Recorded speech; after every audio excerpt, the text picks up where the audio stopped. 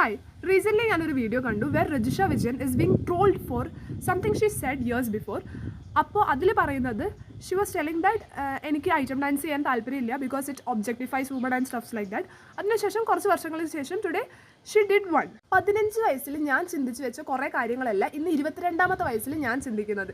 ഇനി 24 ആകുമ്പോൾ 25 ആകുമ്പോൾ ഞാൻ ഇന്ന് പറയുന്ന കാര്യങ്ങളേ ആയിരിക്കില്ല ഞാൻ ഇനി അടുത്ത കുറച്ച് വർഷങ്ങളിൽ പറയാൻ പോകുന്നത്.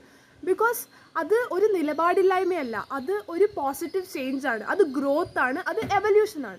ഒരു ഏർലി ടീനേജിലൊക്കെ ഞാൻ വിശ്വസിച്ചിരുന്നത് മോഡസ്റ്റ് ആയിട്ട് ഡ്രസ്സ് ചെയ്യണം, എന്നാലാണ് വീട്ടുകാർക്കും നാട്ടുകാർക്കും എല്ലാവർക്കും ഐഡിയലായി തോന്നുന്ന ഒരു പെൺകുട്ടി അവൾ. ഇങ്ങനെ കുറേ ബുൾഷിറ്റ് ചിന്താഗതികൾ എനിക്കുണ്ടായിരുന്നു. ഇത് ഞാൻ ജനിച്ചപ്പോഴേ വന്ന ചിന്താഗതികളല്ല. കുറേ പേര് എനിക്കിങ്ങനെ ഒരു നെഗറ്റീവ് സൊസൈറ്റൽ നോംസ് എന്നിൽ ഉണ്ടാക്കിയ കുറേ ചിന്താഗതികളാണ്. പക്ഷേ ഇന്ന് എനിക്കിതൊന്നും അല്ല correct. Like dressing is completely A personal choice എന്നുള്ള അറിവ് എനിക്കുന്നുണ്ട്. അതുകൊണ്ട് പണ്ട് ഞാൻ അങ്ങനെ ചിന്തിച്ച് അത് തന്നെ ഞാൻ ഇന്നും പറയണം എന്നൊന്നുമില്ല. നമ്മുടെ ചിന്താഗതികളെ മാറ്റി പറയാൻ സമ്മതിക്കാത്തൊരു സമൂഹമായിട്ട് സമൂഹം മാറുകയാണെങ്കിൽ ഇറ്റ്സ് ആക്ച്വലി ദ സമൂഹം വിച്ച് ഇസ് ബിക്കമിങ് ടോക്സിക്. ഒരു ചിന്താഗതി കാരണം അവർ വാദിച്ചിരുന്ന കാര്യങ്ങൾ ലേറ്റർ സ്റ്റേജസിൽ തെറ്റാണ് എന്ന് അവർക്ക് മനസ്സിലായാൽ പോലും സമൂഹം ഇനി എന്നെ നിലപാടില്ലാത്തവൾ ഓർ നിലപാടില്ലാത്തവൻ എന്ന് വിളിക്കുമോ എന്ന പേടി കാരണം പലപ്പോഴും അവർ ഡെലിബറേറ്റ്ലി ഈ കൺവിക്ഷൻസിനെ അവോയ്ഡ് ചെയ്യും.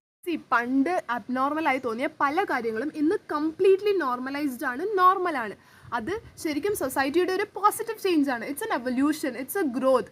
Unless people are spreading hatred അല്ലെങ്കിൽ അവരൊരു ക്രിമിനൽ കുറ്റം ചെയ്യാത്തിടത്തോളം കാലം people can make opinions, people can learn, people can unlearn, people can grow, people can evolve.